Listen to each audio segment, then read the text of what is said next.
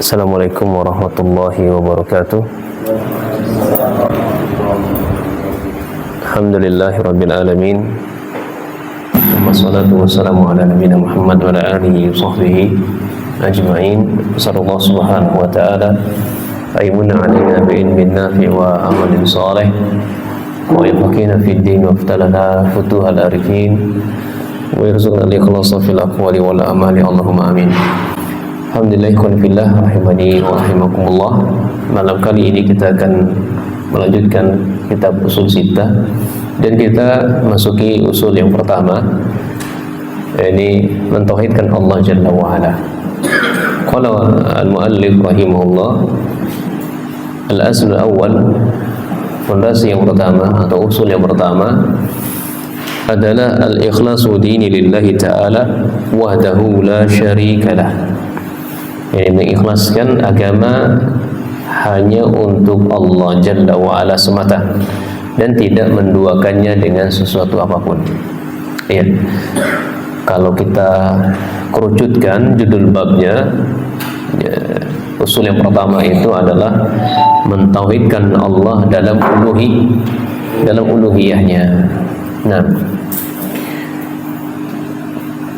kenapa beliau mengawali usul yang pertama ini dengan tauhid uluhiyah, tidak asma wa sifat, dan tidak dengan rububiyahnya?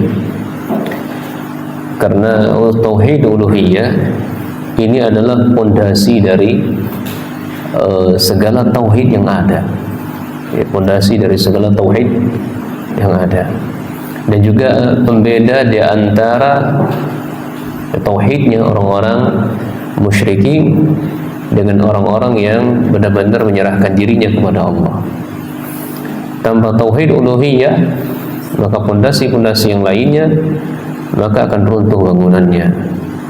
Nah, ini alasan yang bisa kita gali kenapa beliau mengawali, ya, Syekh Muhammad bin Wahab meletakkan poin pertama dalam hal ini, karena dia memang fondasi dasar.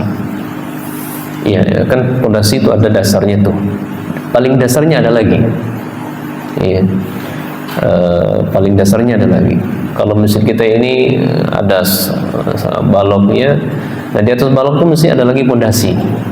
Nah, atau di bawah balok itu ada lagi fondasi yang paling tidak ada 3 fondasi untuk bangunannya kokoh, begitu ya. Mulai dari batu, kemudian ada balok yang besarnya, kemudian ada lagi balok di atasnya. Iya, ini istilah dalam pendekatan makna, ya, pendekatan makna. Kenapa beliau mengawali yang pertama sekali tauhid uluhiyah? Tanpa ini fondasi-fondasi berikutnya roboh. Ya, cek kita nih. Ini cuma satu fondasinya. Maka untuk melihat bangunan-bangunan yang ada rata-rata. Ya, itu dalam masalah dunia kayak begini, Pak. Satu fondasinya aja, ini bangunannya retak. Ya. Ini dunia pertukangan. Apalagi dunia syariat agama Allah Jalla wa'ala. Fondasinya harus kokoh sehingga bangunan di atasnya makin kuat. Mari kita baca penjelasan Syekh Shalih Fauzan di sini. Hadzal aslu usuli wa qa'idatud din, kata beliau. Jadi pondasi yang pertama ini, tauhid uluhiyah ini adalah pondasinya di atas pondasi.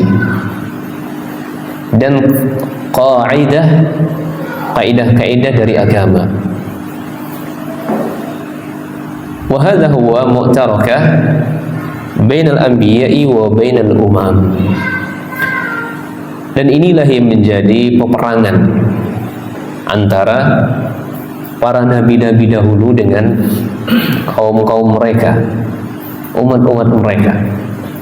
Kita lihat di sejarah mengisahkan kepada kita dari Al-Quran maupun hadis sumber-sumber yang sahih yang lainnya. Dari Nabi Nuh alaihissalam, awal sekali sejarah kesyirikan muncul. Iya, apa yang disuruhkan oleh Nabi Nuh? Mengajak mereka hanya untuk ibadah kepada Allah. Tauhid uluhiyah yang dibawakan beliau. Tapi di situ banyak kebencian kepada beliau, permusuhan kepada beliau, sehingga beliau diancam segala macam kebinasaan oleh kaumnya,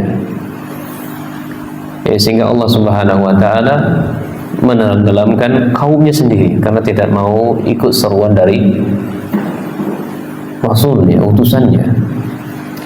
Demikian pula Nabi Ibrahim alaihi salatu wassalam, walaqad ba'atsna fi kulli ummatin rasulan an ya'budullaha wajtanibut taghut. Kan demikian ayat bunyinya. Semua para rasul itu mengajak untuk beribadah hanya kepada Allah saja. Setiap rasul ya memerangi kesyirikan, memerangi taghut, ma'ubida min dunillah. Ya, hal yang segala sesuatu yang disembah selain Allah. Sehingga apa yang didapati oleh Nabi Ibrahim? Peperangan, permusuhan, kebencian dari kaumnya, sehingga atas seruan dakwah beliau dilemparkan oleh kaumnya Raja Namrud ke api yang sangat besar. Ya, kemudian Allah Subhanahu wa taala selamatkan beliau dari api tersebut. Ya nar, wahai api, kuni wa baradan salaman ala Ibrahim.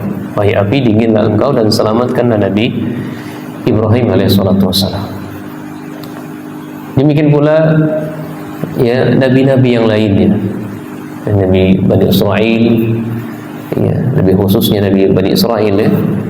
Adapun dari Bani Ismail ya tidak begitu jelas ada nabi atau tidaknya antara Nabi Ismail. Yang jelas ya mereka ada kaum-kaum yang menyeru kepada ajaran tauhid, iya, namun tidak diabadikan oleh Allah Subhanahu wa taala. Nah, kita berbicara tentang khusus Bani Israel. Semua para nabi Bani Israel mereka mengajak untuk tauhid kepada Allah. Semuanya ya diajak peperangan, dimusuhi, diancam segala macamnya. Nabi Isa demikian. Ya, Nabi Yakub anaknya Isa pun demikian. Ya, dan kisah yang sangat panjang Nabi Yusuf alaihi salatu wassalam. Dikisahkan bagaimana ya 7 tahun masa subur, 7 tahun masa kemarau di zamannya, sehingga beliau diangkat oleh Allah Jalla wa Ala menjadi seorang utusan Rasulnya Allah Subhanahu wa taala, dan rajanya itu adalah ya Amenhotep itu, atau berubah menjadi nama Akhenaten ya, yang sejarah mengisahkan termasuk ajaran tauhid. Dan kemudian ya, dalam sejarah ini masih kebenarannya masih diteliti oleh para ulama, karena dihapus ajaran tauhid di masa Nabi Yusuf alaihissalatu wassalam yang didukung oleh raja waktu itu Akhenaten ya. Kemudian yang diangkat setelahnya itu Akhenaten ini punya punya anak, kemudian anaknya ini tidak ya, ada kulihal lah, intinya ada seorang raja yang bukan dari jalur nasabnya Akhenaten waktu itu menjabat, sehingga dikembalikan ajaran menyembah berhala waktu itu. Intinya semua nabi dan rasul itu ada dimusuhi, diadakan peperangan bersama mereka. Ini orang-orang yang tidak mengikuti ajaran Allah Subhanahu wa taala. Fal anbiya'u yuriduna ayyusahahu hadzal asl allazi khalaqahu Allahu al-khalqa min ajlihi. Jadi semua para nabi mereka menginginkan untuk mensucikan mereka, memurnikan mereka dari pondasi ini. Karena di atas pondasi inilah Allah Jalla wa Ala menciptakan makhluk. Pondasi apa? Tauhid uluhiyah. Sebab keberadaan kita di muka bumi ini karenanya tauhid uluhiyah, mentauhidkan Allah Jalla wa Ala. Sehingga orang-orang yang mentauhidkan Allah dalam uluhiyahnya, warabita sa'adatahum bih, sehingga dia mendapatkan keselamatan, mendapatkan keberuntungan oleh Allah Jalla wa'ala. Tapi di paragraf yang pertama ini, poin yang pentingnya apa itu? Syekh menjelaskan kepada kita tauhid uluhiyah itu poin yang pertamanya adalah pondasi di atas pondasi. Dia paling dasarnya pondasi. Poin yang keduanya apa yang dijelaskan beliau? Bahwasanya tauhid uluhiyah ini salah di antara penyebabnya ya para nabi dan rasul dulu diperangi dan dimusuhi. Ya. Itu para nabi dan rasul. Kita yang mengajarkan demikian lebih layak lagi untuk diperangi, lebih layak lagi dimusuhi. Iya. Kemudian poin yang ketiganya, sebab keberadaan kita ini di muka dunia ini, di permukaan bumi ini adalah karena tauhid uluhiyah. Ini 3 poin yang beliau jelaskan di paragraf pertama. Baik, kemudian di paragraf yang kedua, mari kita baca. Falaisal muhim alal insan yasum wa yusalli wa yukassiru minal ibadat. Bukanlah sesuatu yang penting kita itu banyak berpuasa, banyak sholat, banyak ibadah, banyak sedekah dan seterusnya dari ibadah. Itu bukanlah yang penting. Ada sesuatu yang lebih penting dari itu. Al-muhimu al-ikhlas. Yang paling penting adalah al-ikhlas. Yang paling penting adalah tauhid. Itu yang paling penting. Orang puasanya banyak, sedekahnya banyak, tapi tidak memiliki tauhid kepada Allah, maka amalan yang kita bangun tadi tidak bermanfaat untuknya. Faqalilun mal ikhlas khairun min katsirin ma'a adamil ikhlas. Sedikit dari amalan yang kita lakukan, selama amalan tersebut dibangun di atas tauhid, itu jauh lebih baik ketimbang banyak beramal tapi tidak di atas dasar tauhid, tidak di atas keikhlasan kepada Allah. Kalau anal insana yusalli laila wa nahar. Meskipun manusia siang dan malam mereka sholat, siang malam, tidak kenal waktu. Setiap detik hadir terus untuk sholat, setiap menit hadir terus untuk sholat. Wa tasaddaqa bil amwal, bersedekah dengan hartanya. Wa ya'mal al-a'mala lakinna biduni ikhlas, fala faidata fi amalihi. Tapi tidak dibarengi dengan keikhlasan dari amal yang dilakukannya, maka tidak bermanfaat amalan yang dilakukannya itu. Li'annahu la budda min al-ikhlas, karena amalan yang tersebut harus dibangun di atas apa? Tauhid. Dibangun di atas keikhlasan. Nah, ini poin yang pertama, poin yang apa? Paragraf kedua ini kita simpulkan, banyak amal itu nggak berguna. Yang berguna itu adalah sedikit amal jauh lebih baik tapi di atas tauhid. Iya. Bukan berarti maksud saya sini berleha-leha, bersantai-santai sholat, sedikit-dikit aja sholat, nanti tauhid, nggak gitu. Iya. Karena beliau ingin menjelaskan betapa banyak orang yang berlomba-lomba haji setiap tahun, umroh setiap bulan, tapi balik ke Indonesia masih saja percaya kepada dukun, masih saja percaya pada tukang ramal, masih saja kepada paranormal, kurang normal itu namanya. Ya. Masih saja dengan tatayurnya, merasa bernasib sial dan seterusnya. Ini yang dikomentari oleh Syekh di sini. Kita berbanyak amal, iya, memang dianjurkan, badiru bil a'mal, kata Nabi. Bersegeralah kalian untuk beramal qabla fitnahin, kata Nabi SAW, sebelum timbulnya fitnah nanti, fitnah kesyirikan, fitnah kebid'ahan, fitnah kesempitan, kesusahan untuk kita ibadah. Nah, kemudian poin yang kedua, kata Syekh, amalan yang banyak siang dan malam kita lakukan, meskipun kita bersedekah juga seperti demikian, kalau tidak ikhlas, tidak di atas tauhid, maka tidak ada manfaat.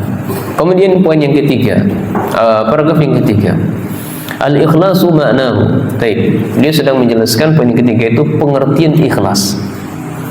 Poin yang ketiga atau paragraf yang ketiga, dia sedang menjelaskan pengertian ikhlas. Ma'nahu tarshkur syirki wa ifradullahi jalla wa ala bil ibadah. Yakni meninggalkan kesyirikan, menunggalkan Allah dalam ibadah. Sederhananya begitu kata beliau. Orang ikhlas itu dia beribadahnya benar-benar murni untuk Allah Jalla wa ala. Wala ahad yastahiqqu al-ibadata mahma balagha min al-kamali wa min al-fadli ila Allah. Tidak ada seorang pun yang berhak diibadahi. Catat tuh poin itu. Tidak ada seorang pun yang berhak diibadahi, meskipun dia sudah mencapai puncak kesempurnaan yang begitu tinggi, mendapatkan kesempurnaan yang begitu tinggi. La malaikah, tidak malaikat yang dekat kepadanya, wala anbiya war rusul, nabi dan rasulnya, wala auliya, para salih wassalihin, para wali dan salihin, illallah, kecuali hanya Allah. Iya, siapapun makhluknya, nggak ada ya. Saya rasa kita semua di sini nggak ada yang bisa menandingi kemuliaannya malaikat. Iya, demikian pula para nabi dan rasul, orang-orang saleh, wali-wali Allah dan orang-orang saleh. Mereka semuanya orang-orang yang dekat kepada Allah. Meskipun mereka dekat kepada Allah, sama sekali mereka tidak berhak untuk kita ibadahi. Hadza huwal asl. Ini pondasi yang pertama. Wala yatahaqqaqu hadzal asl illa bi tarki syirk. Kita mantaikan Allah di pondasi yang kedua ini, yang pertama ini, tidaklah bisa terrealisasi melainkan harus meninggalkan syirik. Jadi orang itu dikatakan, kamu benar nggak tauhid uluhiyahnya kepada Allah? Selama kalian masih saja menduakan Allah, tidak dikatakan bertauhid. Kalau masih saja percaya sama jimat, atau masih saja percaya yang bangun rumah ada pohon pisang dulu di pucuk rumah, itu tidak dikatakan engkau bertauhid kepada Allah. Tidak bisa kita merealisasikan tauhid yang pertama ini kecuali harus benar-benar meninggalkan kesyirikan. Subhanallah ya kawan, ini PR banyak kita ini. Hampir setiap rumah kalau bangun rumah ada itu pisang. Ngapain pisang ditaruh situ? Turunkan, makan, manfaat. Ini apa yang dikasih makan di situ? Nah, ini ajib kita ini. Amma man yakhlitu bainal ibadah lillahi wa baina syirki bi ghairihi fa hadza amaluhu habitun. Iya. Adapun orang-orang yang mencampurkan ibadahnya kepada Allah dengan kesyirikan, puasa iya, salat iya, haji iya, dan seterusnya dari ibadah. Saya kan ibadah saya ikhlas untuk Allah. Tapi ketika anak sakit sedikit aja dah datang ke dukun. Iya. Maka amalan yang dilakukannya adalah sia-sia. Sebutkan oleh Allah dalam ayat, mana ayatnya? Walaqad uhiya ilaika walaqad uhiya ilaika, gimana? Sungguh wahai Muhammad, aku wahyukan kepadamu, wa uhi min qablika, dan aku wahyukan kepada orang-orang sebelummu, yaitu para nabi dan rasul. Ya. La in asyrakta la yatanna amaluka wa la takunanna minal khasirin. Seandainya mereka itu kaum wahai Nabi Muhammad dan kaum-kaum yang terdahulu dari nabi-nabi dan rasul, mereka beribadah menduakan Allah di situ, amalan yang mereka lakukan tadi sia-sia, dan nanti di akhirat mereka adalah orang-orang yang merugi. Nah, Nah, ini poin yang paragraf yang ketiga berbicara tentang pengertian dari ikhlas. Poinnya ada dua. Makna ikhlas itu meninggalkan kesyirikan, mentauhidkan, menunggalkan Allah dalam ibadah. Kemudian poin yang keduanya, semulia apapun makhluk Allah, dia tidak punya satu porsi pun argo untuk diibadahi. Ya. Satu porsi pun tidak berhak untuk diibadahi. Tapi paragraf yang berikutnya, paragraf yang keempat, wa ammal ladzi yukhlisu amalahu lillahi fahadha huwa as-sa'id walau kana amaluhu qalilan. Adapun orang-orang yang ikhlas ketika beramal untuk Allah, merekalah orang-orang yang beruntung. Walau kana amaluhu qalil, meskipun amalannya sedikit. Ya. Itu disebutkan oleh Nabi sallallahu afdalu a'mali ila Allah adawamuha wa in qalla. Seutama-utamanya amalan seseorang atau paling dicintai amalan seseorang oleh Allah adalah amalannya sedikit tapi berkelanjutan. Adawamuha wa in qalla. Jadi seutama-utama amalan seseorang di sisi Allah itu amalannya sedikit tapi berkesinambungan. Itulah orang-orang yang sa'id, kata Syekh. Faqalilun minal a'mali mal ikhlas fihi khairu. Sedikit dari amalan tapi dengan keikhlasan maka terdapat kebaikan dalamnya. Wa fihi najatu, dan dalamnya ada keselamatan. Nah, wa hadisi bitaqah, hadis bitaqah, ya, hadis bitaqah. Ada pernah dengar hadis bitaqah?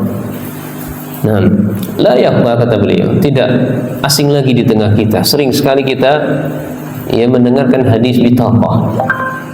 Jadi hadis bitaqah, ada ingat hadis bitaqah? Hadis bitaqah ini si Joko, di dunia banyak sekali melakukan keburukan.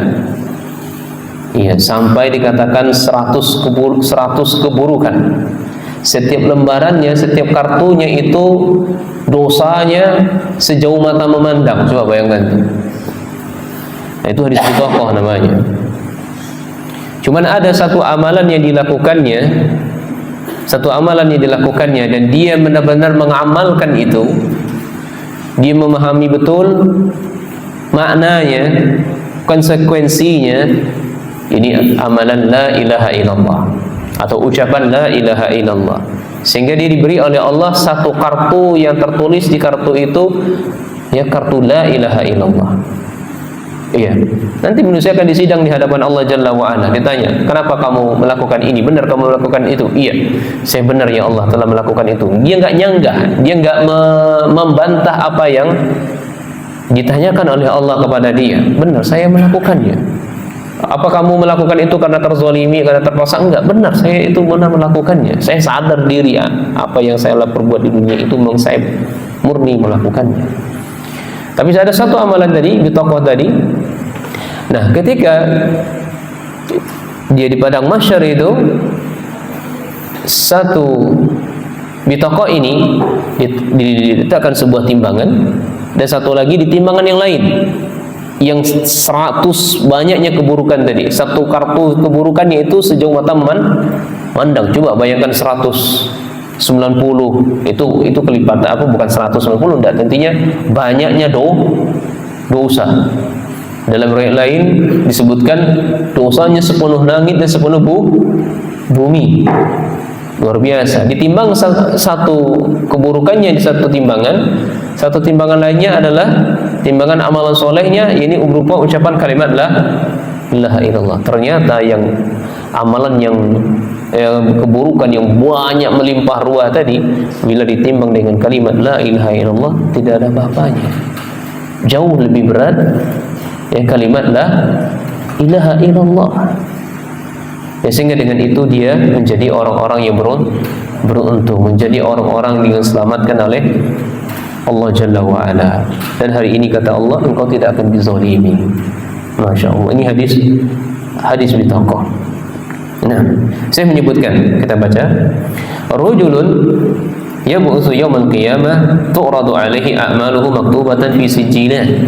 Jadi pada hari kiamat nanti seorang akan dibangkitkan oleh Allah, amalan-amalannya yang sudah tertulis dalam lembaran-lembaran itu akan diperlihatkan, akan dihisab oleh Allah Jalla wa Ala. Kullu sijillah minha mudda basar. Ya, setiap lembaran-lembaran itu sejauh mata memandang. Mamlu'an bisayyi'ah, dipenuhi dengan kejelekan, keburukan.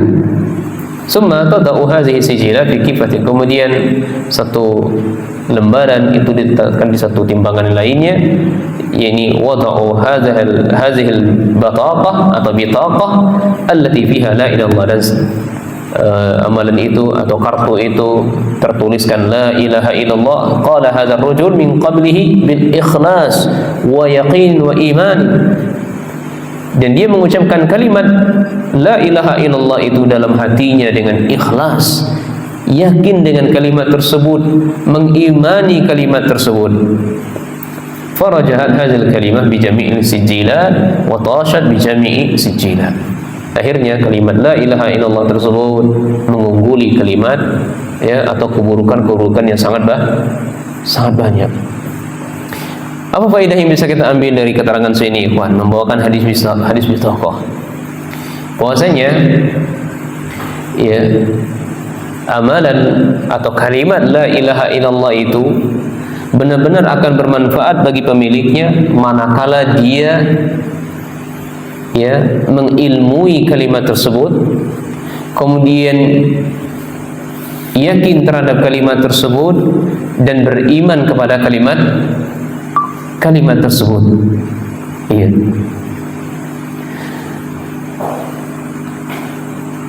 Berarti di sini jelaskan apa ya, kawan? Ya, makna lain dari perkataan beliau ini adalah bahwasanya orang yang bertakwa itu bukan berarti orang yang tidak pernah berbuat dosa. Kan dia paham kalimat la ilaha illallah, kan? Dia paham konsekuensinya. Iya. Apa konsekuensi dari la ilaha illallah? Atau rukun dari kalimat la ilaha illallah? Al-isbat wa nafi. Dia menetapkan hanya Allah dia ibadahi. Dia harus menafikan semua sesembahan selain Allah ditiadakan. Iya. Namun dia terjerumus dalam dosa. Inilah orang-orang yang bertakwa. Makanya dalam ayat disebutkan orang yang bertakwa itu bukan berarti orang yang suci dari dosa, yang tidak pernah berdosa sama sekali, bukan begitu. Orang-orang yang bertakwa adalah orang-orang yang ketika dia berdosa, ketika itu dia ingat dosanya, segera dia istighfar kepada Allah. Setelah istighfar, bertaubat dia kepada Allah Jalla wa'ala. Setelah dia bertaubat, dia beramal kepada Allah Jalla wa'ala. Itu orang-orang yang orang-orang yang bertakwa. Ya. Kalau berkaitan anak cucu Adam dikembalikan kepadanya, dan setelah itu dia berhenti dari perbuatan maksiat yang dilakukannya itu. Mana ayatnya? Walladzina idza fa'alu fahisatan aw zalamu anfusahum, ya, wazkurullah, kan begitu, fazkurullah, wa may yaghfir, gimana ayatnya? Orang-orang yang apabila walladzina idza fa'alu fahishatan aw zalamu anfusahum, orang-orang yang melakukan kejelekan, kebengisan, kejahatan, atau orang-orang yang menzalimi diri mereka sendiri, kemudian setelah itu dia ingat Allah Subhanahu wa taala, mereka beristighfar kepada Allah Subhanahu wa taala, wastaghfiru li dzunubihim wa may yaghfiru dzunuba illa Allah. Ya Allah, tidak ada yang bisa mengampuni dosa saya kecuali Engkau. Maka dia bertaubat, istighfar kepada Allah atas dosa-dosa yang dia lakukan. Walam yasirru ila ma fa'alu wa hum ya'lamun. Dia tidak melakukan dosanya itu lagi, dia berhenti, stop dari dosanya tersebut. Itulah orang-orang yang bertakwa. Nah, Baik, kemudian perintah berikutnya, hadzal wal ikhlasu, inilah yang disebut dengan ikhlas. Fahuwa ma qala mujarrad lafzi, bukan hanya sebatas diucapkan dengan lisan semata, dilafazkan semata. Wa inna ma qalaha arifan bimaknaha, dia mengucapkannya itu arif, paham akan maknanya. Mu'taqidan bima dalat alaihi, dia harus berkeyakinan apa yang menjadi kandungan dari makna la ilaha illallah tersebut, apa yang ditunjukkannya. Kadang kita tanyakan pada saudara-saudara kita, apa maknanya atau arti la ilaha illallah, ya, saya nggak tahu. Aku dengar orang mengucapkan la ilaha illallah, saya ucapkan juga. Ya, spontanitas gitu kan, ya, spontanitas, la ilaha illallah, la ilaha illallah. Kalau kita tanyakan artinya apa, Pak? Ya, atau maknanya apa, Pak? Nggak tahu. Coba tanya. Lagi ada juga ya, di mana saya dengar, lupa saya. Kadang lagi main remi, main domino, dia kalah. La ilaha illallah, aturnya ini tadi, aturnya. Ya kan? Benar ada dia dengar kayak begitu. Lagi main remi, dia kalah gitu kan. Oh, kenapa kok enggak la ilaha illallah?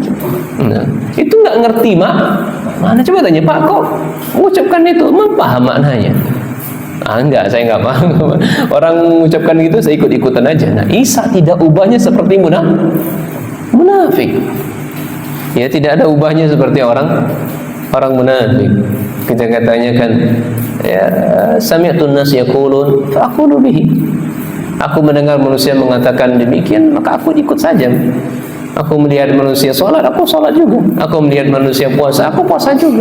Aku melihat manusia mengucapkan kalimat-kalimat yang baik, ya aku ikut-ikut juga melakukannya tanpa paham, mengerti akan maknanya. Maka orang seperti ini adalah sama seperti orang-orang munafik. Nah, lakinnahu mata qabla, akan tetapi dia meninggal sebelum ayatamakkana minal amal, sebelum dia fokus untuk beramal. Fa kaifa billazi indahu a'malun katsirun shalihatun wa khalisatun liwajhillah. Maka bagaimana indahu a'malun, ketika dia melakukan amalan yang begitu banyak, amal saleh, wa khalisatun liwajhillah, dia ikhlas untuk mencari wajah Allah. Nggak bisa, ya, nggak ngerti makna la ilaha illallah, maka tidak akan sulit untuk dia melakukan amalannya ikhlas. Hadza fihi dilalah ala al-ikhlas wa in kana qalilan, ya, faqad yunji Allahu bihi sahibahu. Ini dalil yang menunjukkan bahwasanya ikhlas meskipun sedikit, Allah akan selamatkan pelakunya dari dosa, dari neraka, dari azabnya Allah Jalla wa Ala. Wa yukaffiru anhu jami'a dzunub wa sayyi'at, maka Allah akan gugurkan seluruh dosa-dosanya, seluruh kejelekannya. Wa innahu idza faqad ikhlas fala faidata min kasratil a'mal.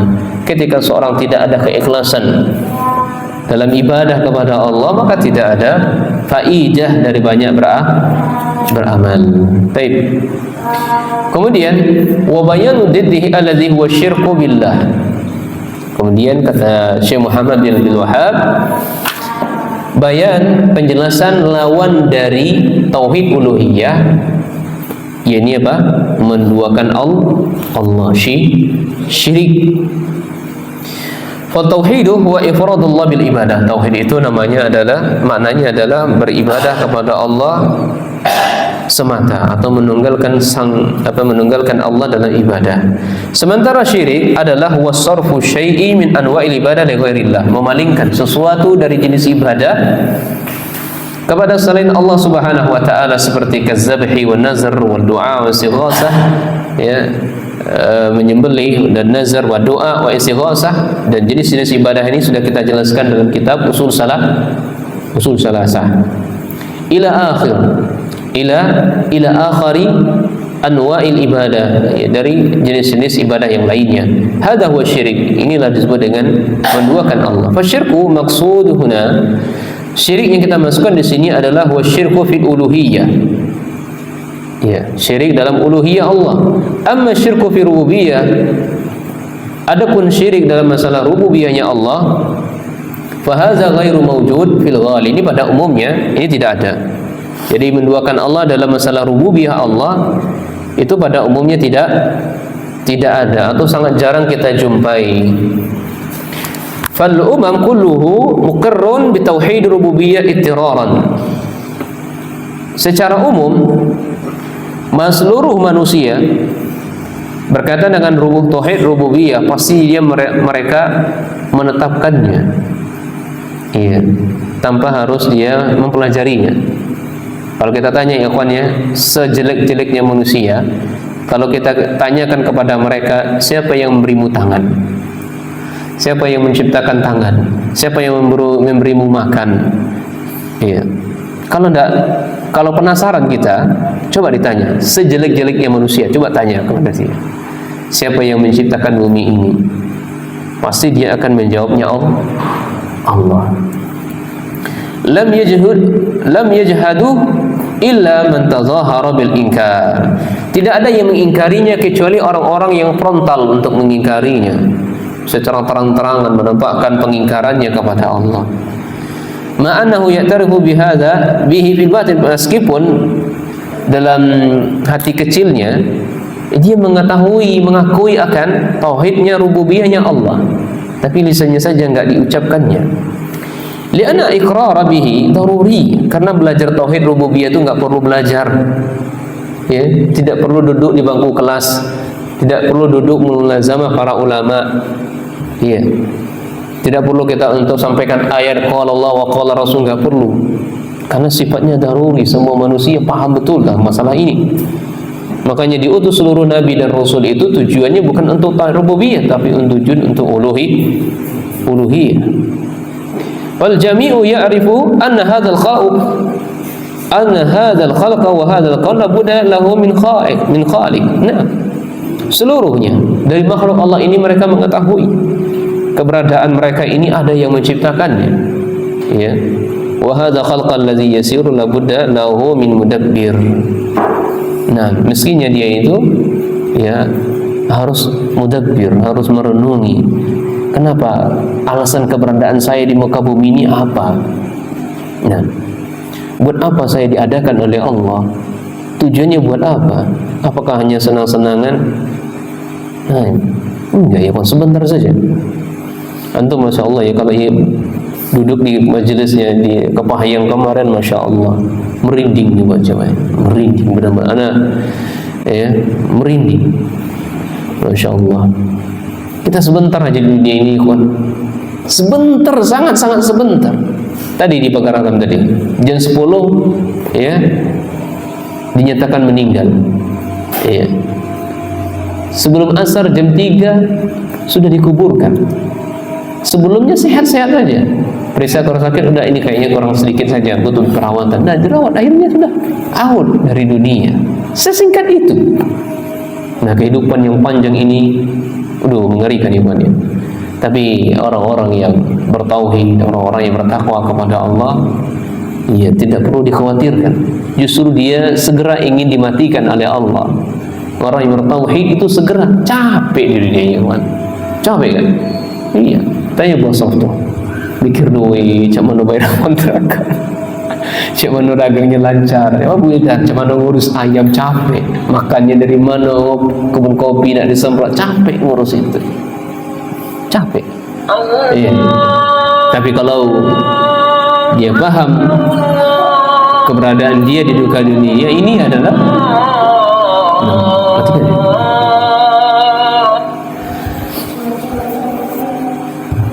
Ya, untuk ibadah kepada Allah laisa mawjudan bi majris as-sadafah atau mawjudan min nafsi.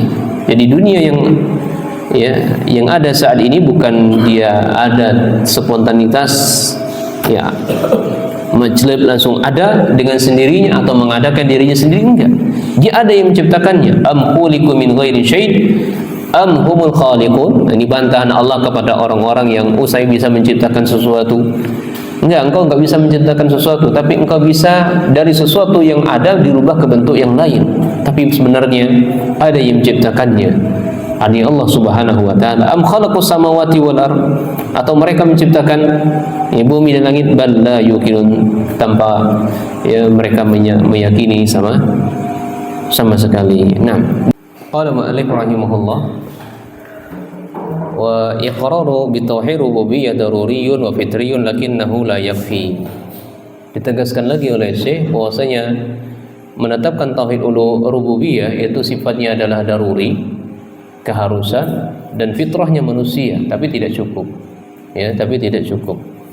Lam yakfil musyrikina iqraruhum bihi kama fil Qur'an. Orang musyrikin menetapkan tauhid rububiyah sebagaimana dalam Al-Qur'an ini tidak cukup. Fal Qur'an sharihun fi hadza. Secara tegas dalam Al-Qur'an mengatakan wala in sa'altahum man khalaqahum. Ketika kita katakan kepada mereka siapakah yang menciptakan mereka, madza yujibun, apa yang mereka jawab? Yujibun Allah, pasti mereka akan menjawabnya Allah. Ay Allah waladzi khalaqana. Nah, Allah lah yang menciptakan kita. Hadza huwa tauhid rububiyah. Ini tauhid rububiyah. Fal matlub huwa tauhid uluhiyah, tapi yang dituntut di sini adalah tauhidnya uluhiyah. Hadza alladzi hasala fihi an-niza' wal khilaf wal khisam bainar rasul. Ini yang kita sebutkan di awal. Iya. Tauhid uluhiyah itu adalah yang terjadi yang menjadi penyebab perbedaan, perselisihan, permusuhan antara rasul-rasul dengan umat-umat yang terdahulu. Wa baina du'ati ila Allah wa bainan nas, antara dai yang mengajak kepada Allah dengan benar dan manusia. Ini dakwah menanya dai sunnah, dai salaf yang menyuruh mereka ke jalan Allah, mengajak mentauhidkan Allah, jauhkan kesyirikan, pasti akan dimusuhi manusia. Hadza huwa alladhi huwa fihi khusuman. Inilah yang jadi perdebatan, permusuhan dari dulu. Jadi enggak heran kita itu dai itu diusir dari kenapa? Dai itu dari sana tuh dai itu mengajarkan tauhid, mengajak hanya kepada Allah saja, enggak usah aneh.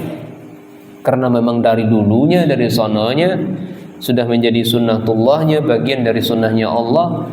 Orang seperti ini pasti akan musuhi. Ya, jadi memang gimana ya? Orang yang berjihad di jalan Allah ini, dia sudah siap tuh dari awal-awal. Orang yang menegakkan ajaran yang hak ini pasti engkau akan dimusuhi di masyarakat. Pasti. Iya. Fihil qital. Negara-negara tauhid uluhiyah lah terjadinya perperangan. Iya, zaman Nabi SAW banyak perang. Perang Badar, perang pertama. Setelah perang Badar, perang Uhud. Setelah perang Uhud, perang Khandaq atau perang Ahzab. Ya, perang Yamamah. Dan banyak peperangan-peperangan yang dilewati Nabi SAW dan juga para sahabatnya. Itu karena apa? Tauhid uluhiyah. Hanya mengajak patung-patung yang ada hancurkan, sembah Allahnya saja. Ya, sembah hanya Allah saja. Ujib. Nah.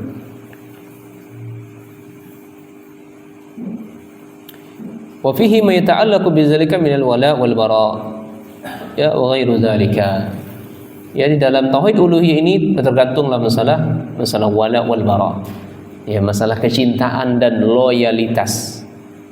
Ya, tauhid uluhiyah yang benarkannya. Orang itu baroknya, loyalitasnya itu benar dilihat dari tauhid uluhiyahnya. Kalau tauhid uluhiyahnya benar, pasti baroknya benar. Salah satu penyimpangnya yang begini, menunjukkan seseorang itu tauhid uluhiyahnya melenceng, enggak benar. Dalam masalah dakwah yang agung ini, yang hak ini. Contoh sederhana, kita ambil ruang lingkup sejarah saya jauh-jauh biar paham. Kita membuat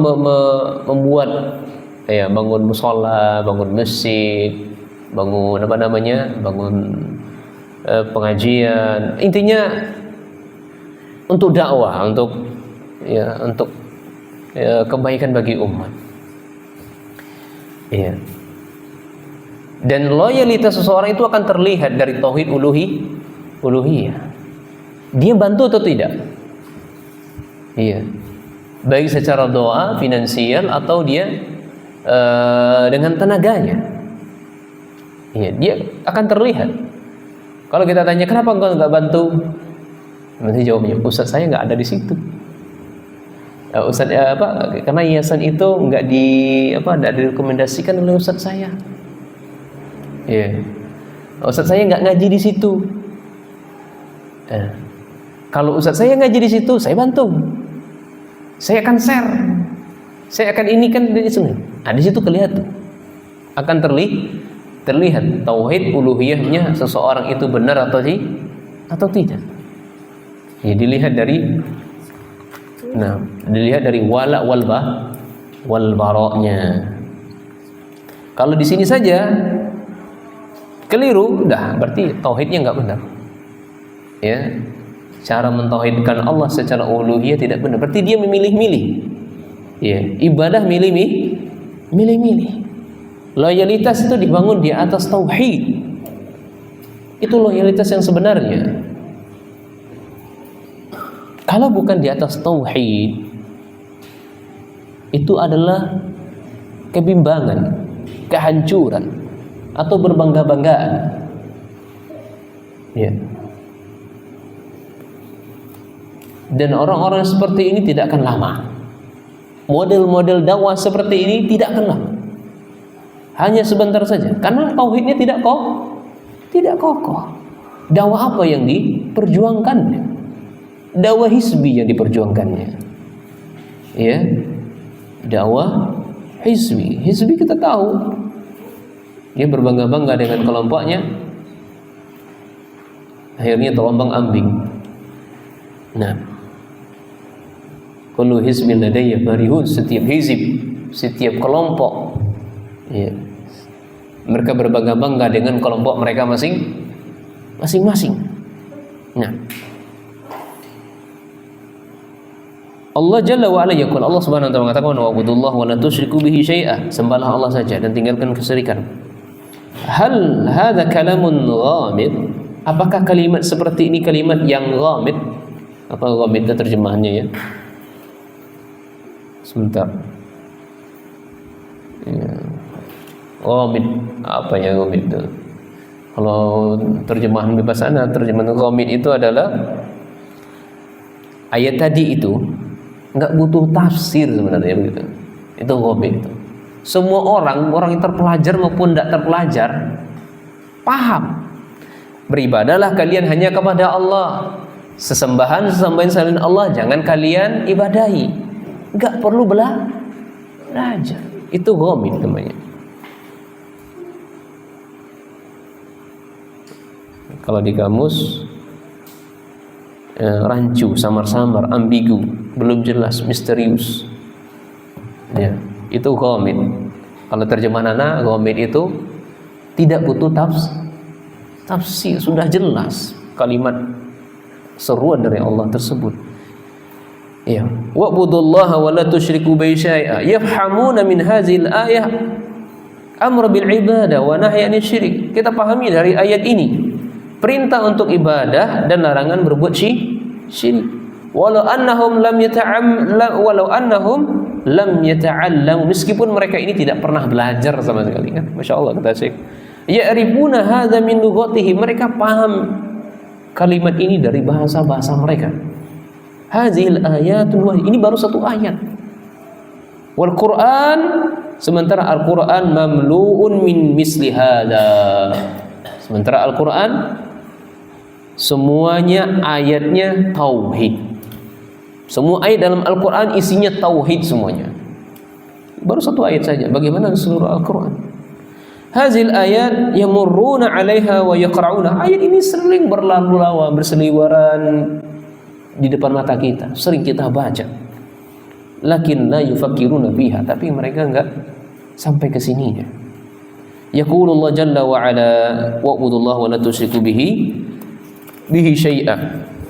Hum yaqulun ya Ali, ya Husain, ya Badawi, ya Tijani, ya Abdul Qadir, yasrihuna wa yasihuna wa yanaduna bi'a'la aswatihim. Kan begini kita lihat kan, para penyembah kubur itu, wahai Husain, wahai Ali, wahai Syekh ini, Syekh ini, ya Abdul Qadir Jailani atau Jilani.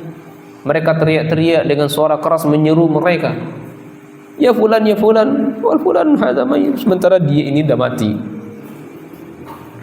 enggak bisa ngapa-ngapain. Wa hadzal ladzi yunadil mayyit, mereka menyeru mayit-mayit yang mati. Wa yasrahuna rubbama yafizul Qur'an bil qiraati sab'i wallahu akbar au sab' au ashab. Yang ajibnya ya ikhwan, orang-orang yang menyeru-menyeru begini padahal hafal Al-Quran. Nggak tanggung-tanggung lagi kata Syekh, hafal apa? Dengan qiraah yang 7, qiraah yang 10, riwayat 7, riwayat 10. Wa yajawwiduhu tajwidan munqati'an nadhir. Kagum kita kalau mereka baca Al-Quran dengan suara yang merdu, tajwidnya luar biasa. Yuqimuna iqamatan sahmi, seakan-akan mereka kalau melemparkan anak panah tidak pernah meleset, lurus anak panahnya. Saking terpukaunya dengan kehebatan dia, tapi Al-Quran itu berlalu hanya sebatas di bibir saja, di lisan-lisan saja, tapi tidak sampai ke meresap dalam jiwa-jiwa mereka. Kama qala Nabi SAW, lakinnahu ya'tani bihurufihi wa ya, bagaimana Nabi SAW mengatakan mereka sibuk dengan huruf-hurufnya, fokus kepada memperbaiki tajwid-tajwidnya, ya, bahkan sampai hulu, sementara batasan-batasan Allah dia abaikan. Yaqulu Imam Ibnu Qayyim, enggak cukup 10 menit. Ya, usul pertama nih. Imam Ibnu Qayyim mengatakan, saya tidak usah dibaca aja, simpulan saja. Imam Ibnu Qayyim mengatakan, Al-Quran itu semuanya tauhid isinya. Ada kalanya, kenapa dikatakan tauhid? Yang pertama, ada Al-Quran itu isi yang pertama adalah perintah untuk beribadah hanya kepada Allah saja dan meninggalkan syirik. Itu yang pertama. Yang kedua, dalam Al-Quran itu penjelasan balasan bagi orang-orang yang bertauhid kepada Allah dan balasan bagi orang-orang yang menduakan Allah. Kemudian yang ketiga, dalam Al-Quran itu muatannya adalah hukum-hukum halal dan haram. Iya. Halal dan haram ini akan terrealisasi karena tauhidnya kepada Allah dengan benar. Ini halal dilaksanakannya, ini haram dilaksanakannya karena tauhid dia kepada Allah, enggak berani dia melanggarnya. Wa hadhihi min huquqi tauhid. Inilah hak-haknya tauhid. Dan yang keempat adalah kisah-kisahnya para rasul dan umat-umat yang terdahulu, dan hal-hal yang terjadi di antara mereka berupa sengketa atau permusuhan. Ini semua tidak lepas dari balasan bagi orang-orang yang bertauhid dan balasan bagi orang-orang yang syirik. Jadi Al-Quran dibagi oleh Imam Ibnu Qayyim seluruhnya tauhid, ya, ada 4. Ya, ada 4 dalam yang disebutkan oleh Imam Ibnu Qayyim. Ini semuanya tauhid. Masalah halal haram tauhid. Ya. Masalah azab dan balasan dari ibadah adalah semuanya adalah tauhid. Nah, jadi seluruhnya Al-Quran itu tauhid kata beliau, dari awal sampai akhir itu tauhid. Wa ma'a hadza yuqra'una hadzal Qur'an wa hum muqimuna 'ala syirki wal akbar. Di samping itu mereka membaca Al-Quran, ya, mereka juga terjatuh dalam syirik besar. Mereka mengatakan la ilaha illallah, akan tetapi tidak tahu maknanya. Al-Quran satu lembah, la ilaha illallah satu lembah, dan amalan-amalan ibadah dan yang lainnya dalam lembah yang lain. Kalau kita tanyakan kepada mereka apa makna la ilaha illallah, pasti mereka mengatakan tidak tahu. Saya belum pelajari. Kita katakan kepada mereka, kalau begitu, ya, engkau mengatakan la ilallah, engkau tidak mengetahui maknanya, apakah engkau layak dikatakan seorang muslim? Maka kata Syekh, orang seperti ini semisal orang munafik yang ketika di dalam kuburnya ditanya, sami'tun nas yaqulun syai'an faqultuhu. Ketika manusia mengatakan sesuatu, saya pun juga ikut mengatakannya. Nah, Masya Allah masih panjang ya perkataan beliau. Nah, intinya terus ya. Sama lama sara ala aksari ummah ma sara azharu lahum syaitan al-ikhlas fi suratin tanqusu salihin wa taqsir fi huquqihim. Jadi ada yang merusak manusia itu ada 2 di sini. Yang menyerumuskan manusia ada 2 di sini sehingga mereka terjatuh dalam kesyirikan. Yang pertama adalah syaitan dari kalangan jin dan syaitan dari kalangan manusia. manusianya. Nah, sehingga mereka ini ya disamakan oleh Allah Subhanahu wa taala dengan bahaim. Masya Allah. Dalam surah Al-Baqarah ya 171 itu disamakan mereka dengan bahaim, binatang. Gimana binatang itu? Mendengar ya, tuan gembalanya kasih makan, tapi nggak tahu apa perintah dari tuannya. Ya, sini nih, kur kalau ayam. Ya, anjing kalau diusir, ayam kalau diusir, seterusnya tahu, tapi tidak tahu maknanya. Nah, mereka ini ya tidak paham akan kalimat la ilaha illallah ini, luar biasa. Ya, seperti bahaim. Ya, permisalan orang-orang kafir itu ya, seperti itu. Nah, demikian saja. Semoga Allah mengampuni saya. Ini ranah ilmi ya, kalau tidak dibaca ya akan mengurangi kadar kebaikannya.